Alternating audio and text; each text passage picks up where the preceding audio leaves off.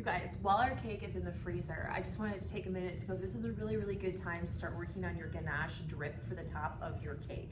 So in your kit, you received a cup of chocolate chips that has about a quarter to a half of a teaspoon of black gel food coloring.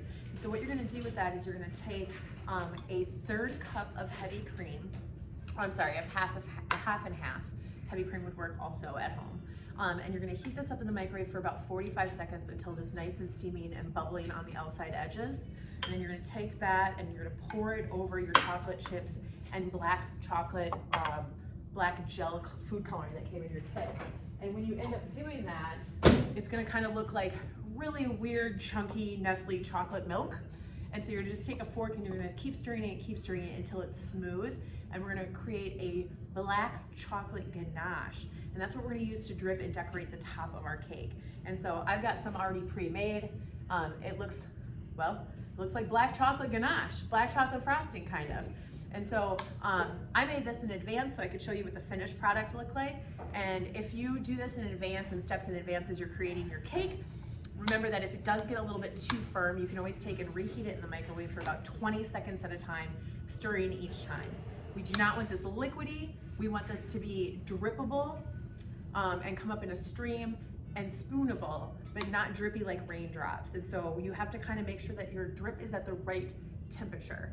If it's too thin, it'll drip down your cake and it'll drip all the way down to the bottom and pool all over the bottom of your cake, which is another technique. It's just a little bit different. We want it thick enough that it just kind of drips gently over and kind of crawls over the top of our cake. And so controlling the temperature of that and kind of playing with it a little bit to kind of, if you need it, if it's too drippy, go ahead and let it cool off room temperature for a while before we add it to the top of our cake. If it's too thick, you're gonna have to microwave it 20 seconds at a time until you can spoon it and kind of pour it on the top of your cake. So that's my kind of tips for making your black chocolate ganache that's gonna go on top. And this is a perfect time to do it because next up I'm gonna go over to our freezer and I'm gonna grab our cake and we're gonna frost the outside of it. And we're gonna use our really, really cool cake spray paint to put on the outside edge and give it a really glitzy gold touch there. And then we're gonna add all of our toppings on top to really decorate our cake. So that's coming up here just in a second as soon as I get back from the freezer. All right, you guys, our cake is chilled again. Second time it's been in the fridge or freezer to make sure that it's really, really nice and firm. And what I'm gonna do is I'm gonna take it, I'm gonna move it from the parchment paper now that I've just kind of been working on as I'm building the cake so I don't make a mess, onto the finished cake board that I'm gonna present the cake on. So what I've done here is in the center of the cake board is I just took a little bit of frosting, probably like a tablespoon. And that's just gonna help kind of glue and ground my cake to the middle of the board where I want it to be. Most cake boards have like a cardboard side and a white side. You can actually take, if you wanna reuse your cake board, you can actually wrap your cake board in foil and reuse your cake boards if you'd want to save this for another time. We're just gonna use it this one time, and so we're gonna just take and put the cake directly on this. So now I'm gonna take and I'm gonna carefully use two hands, lift from the bottom of the cake here, and set it right on my cake board.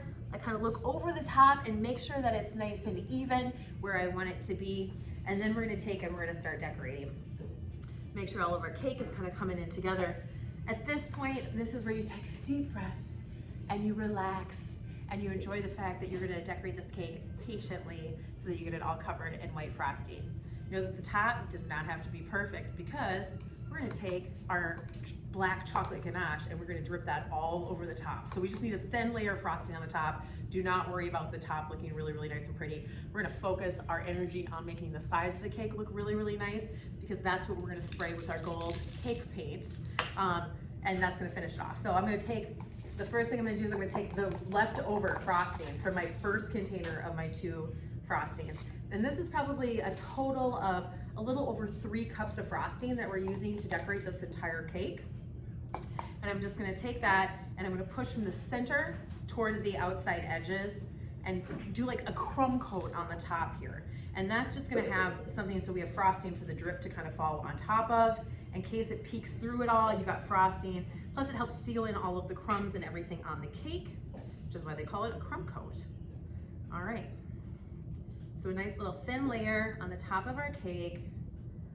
And if you get crumbs, I always like to have a little piece of paper towel handy. And then I also always have my trusty damp towel because the frosting, your fingers are gonna get sticky, and you're just gonna, it's nice to have a damp towel, and it's nice to have a dry paper towel here. So if you need to clean off crumbs off of your container or your spatula, you can do that here on your container.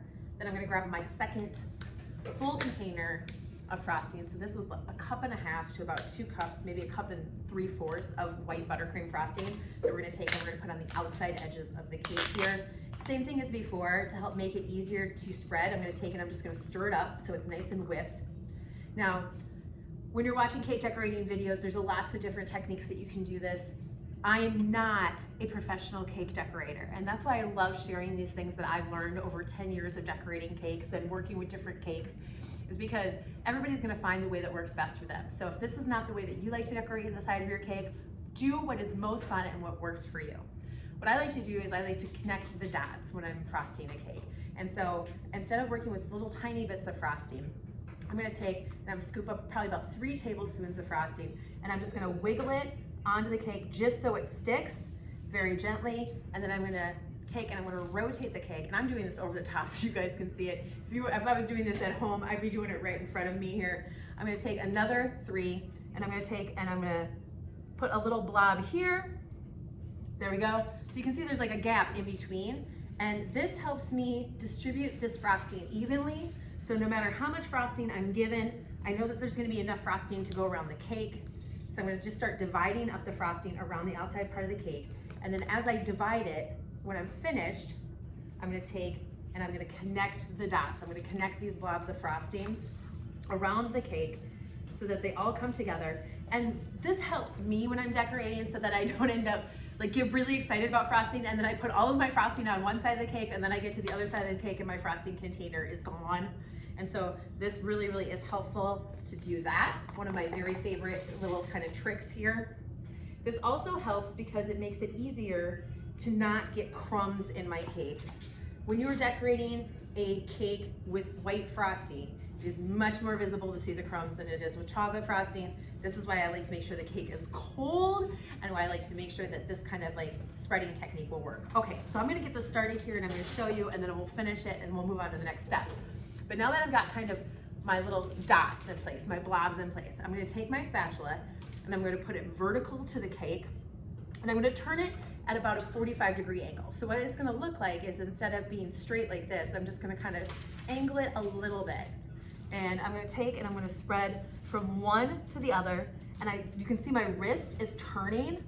Again, I'm not making it look fancy yet. What I'm doing is I'm evenly distributing the frosting around the cake right now. And so then I'm gonna push the next blob into the next blob. And I'm gonna keep doing that gently and then turning the cake as I go so that all of these connect. I still have some gaps where some cake is showing and I'm gonna fix that later. I'm not gonna fix that right now. We're just gonna take and we're gonna get that frosting all the way around the cake. Here we go. All right, I've got some more places to connect here. Now, if you do get some crumbs on your thing, make sure you just kind of scrape those off to the side. You can use that to eat with your the inside pinata part of your cake. I'm gonna take, because once you start spreading those crumbs, they just get everywhere. That's what crumbs do. That's crumbs' job, to get everywhere. All right, so you can see I've got kind of what I'm gonna call the back end of my cake. And this is where I've kind of gotten to the point where these are the last 2 dots of frosting to connect. So now I'm gonna go back over to this side of the cake that has more frosting. And I'm gonna take and I'm gonna start wrapping the frosting around the cake. So I'm taking off frosting at this point and I'm gonna take the clean frosting that I've taken off and I'm gonna build up that back side of the cake with the extra frosting.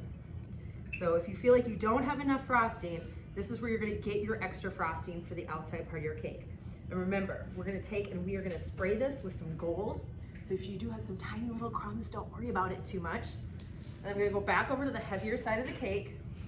And I'm gonna take and I'm gonna start pulling and pushing the frosting around to smooth out the edges. All right.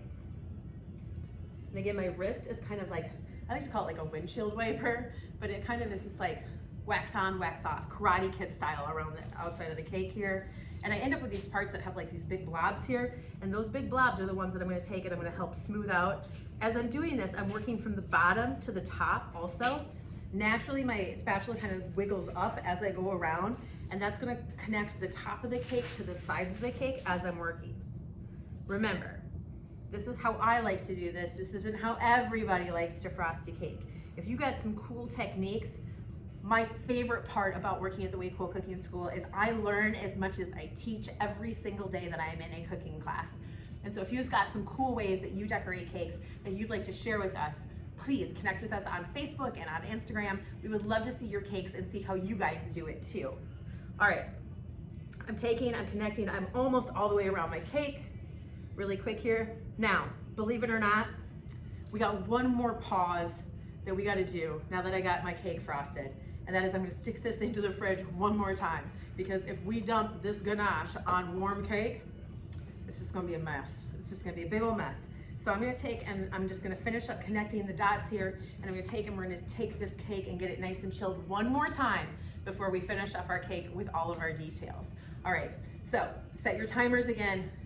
We've got 5 minutes, and then we are going to decorate the rest of our cake.